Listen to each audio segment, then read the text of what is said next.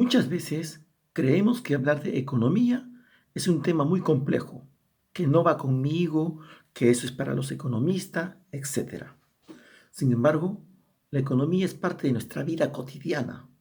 La aplicamos en cada momento, al recibir nuestra propina y consumirla en el kiosco, o al ir al mercado, ¿no? Para cuando los padres reciben sus salarios, ¿no? O cuando nos vamos a la tienda, etcétera.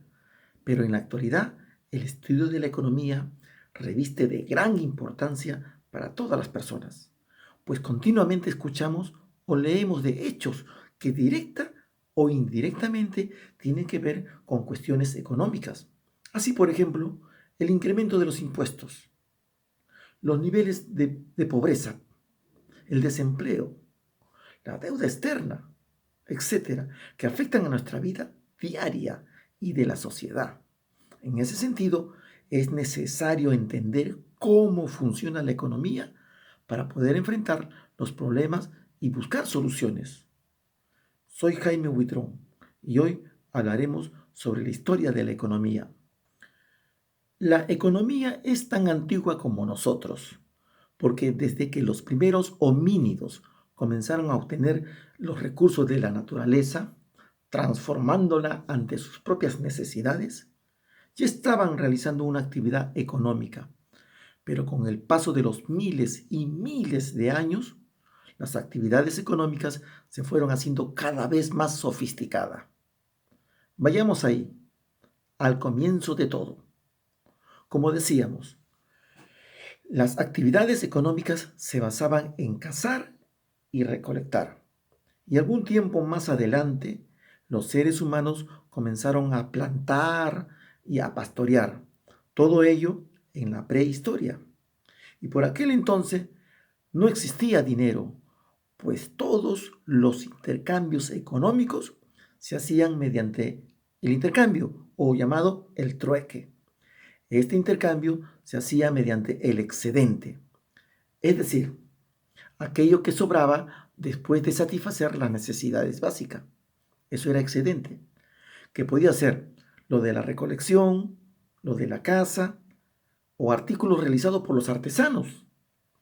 Un poco más adelante, con la aparición de la metalurgia y la especialización del trabajo, estos intercambios se hicieron cada vez más difícil de realizarlo. Por ejemplo, ¿cuántos peces vale una vaca? Y en época de escasez o carestía de peces, ¿m? Y si quiero gallinas y mi vecino solamente cuenta con cerámicas, uff, ¿cómo podemos hacerlo?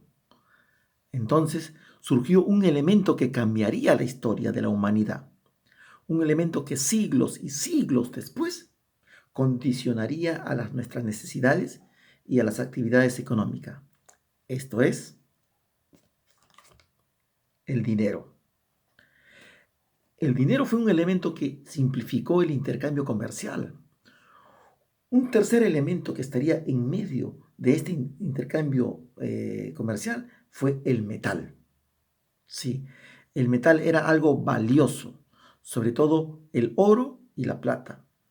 Y ese valor era el único requisito para que usemos ese material como medio de intercambio. Pero, ¿siempre fue un metal? Pues no. En otras sociedades, eh, por ejemplo, han usado muchas variedades como monedas de intercambio. Por ejemplo, en Mesoamérica usaron el cacao, en África las conchas marinas, incluso en el Imperio Romano, a pesar de que usaban el metal como moneda, usaron también la sal. Sí, la sal para pagar a sus trabajadores. ¿Mm? Para pagar a sus trabajadores como dinero. De ahí que viene pues la palabra salario, salario. Pero a pesar de la aparición del dinero, todavía faltaba mucho, mucho para que este dinero sea el elemento principal de la economía. Porque durante la Edad Antigua y la Edad Media, el elemento más importante de riqueza no era el dinero, era la tierra, era la tierra. Bueno, con las culturas egipcias, griegos y romanas, además que el sistema esclavista constituyó la principal fuente de riqueza, pues la principal riqueza provenía de la mano de obra de los esclavos en la agricultura.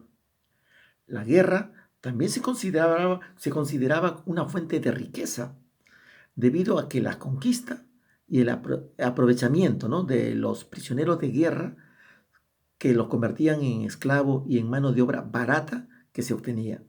¿Mm? El derrumbamiento del Imperio Romano, como ya lo han estudiado, ¿no?, llevó a otro gran cambio en la economía. El concepto de imperio protector, con su frontera bien definida, se vino abajo. Y los campesinos, principales generadores de riqueza, se mudaron. Se mudaron al castillo más cercano para protegerse de esas hordas invasoras, ¿se acuerdan? De los bárbaros. Esto es lo que llamamos nosotros el feudalismo, donde ya no existían esclavos propiamente dicho, sino vasallos que trabajaban en las tierras, ¿no?, en la tierra como servidumbre.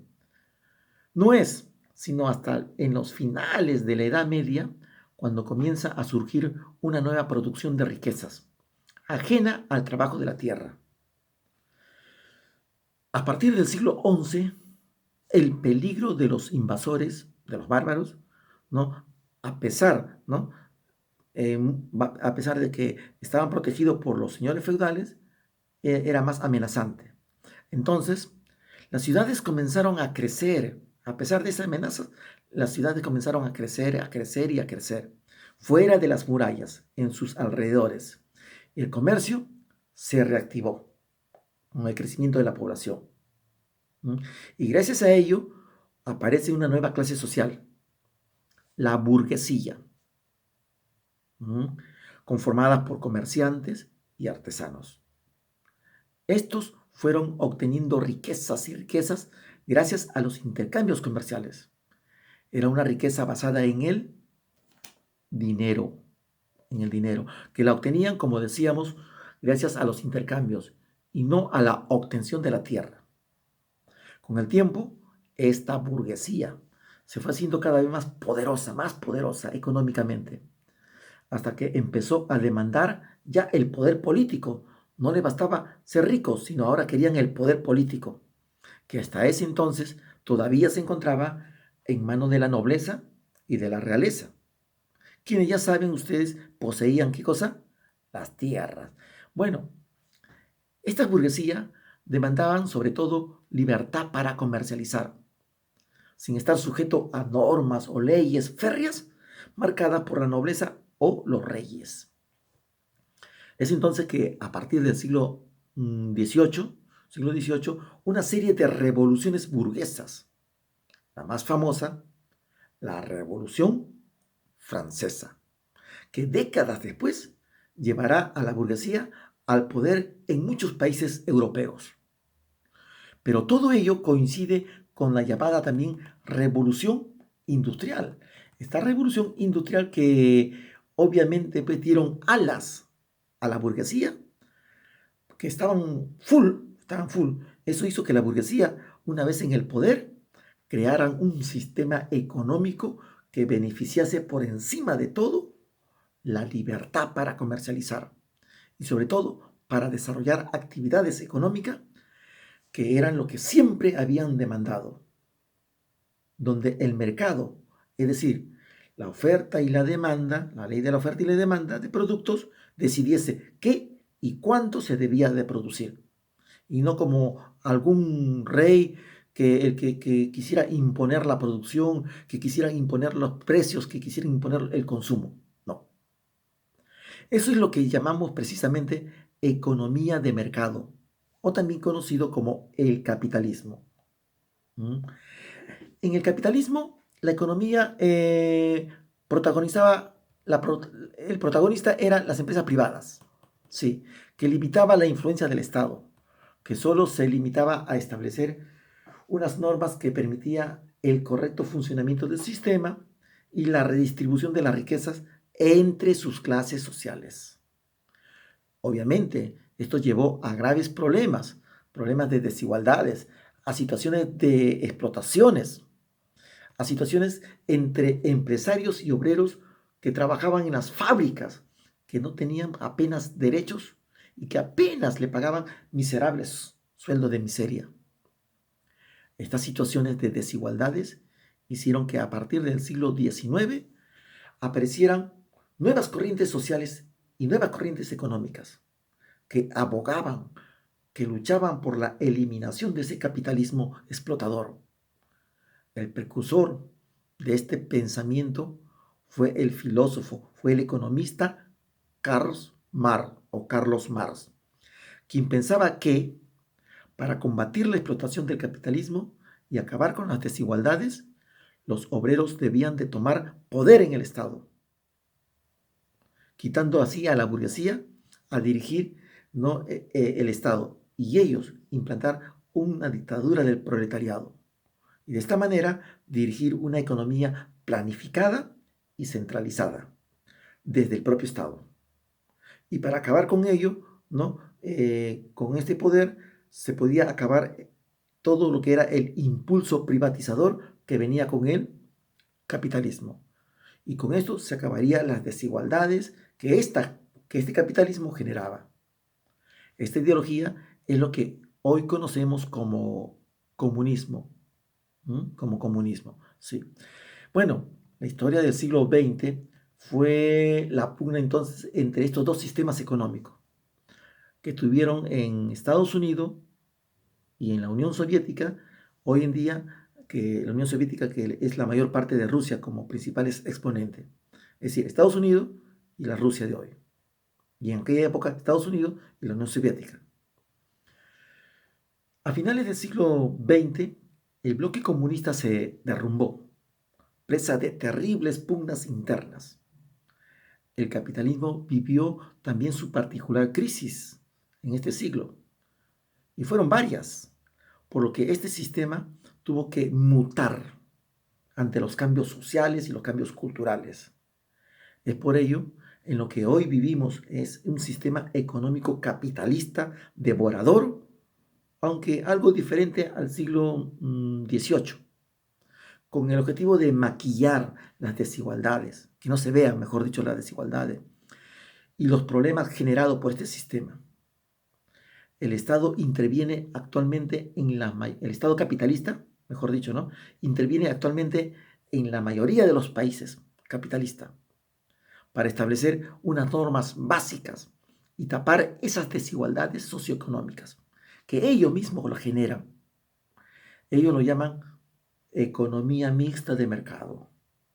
No obstante, ello no quita que se pueda observar todas las desigualdades, sobre todo lo concerniente en las relaciones entre países ricos y países pobres, ¿no? Pero hoy, que estamos más conectados hoy en día, gracias a la globalización, podemos conocer más sobre este problema, sobre este problema económico. Así, llegamos al día de hoy. Como ves, como ves, el sistema económico en el que vivimos en la actualidad responden a multitudes de cambios a lo largo de la historia. Y ahora podemos hacernos una última pregunta. Debido a los intensos cambios socioculturales que se están produciendo en los últimos años, ¿qué tipo de economía tendremos más adelante? ¿Mm? ¿Quién sabe?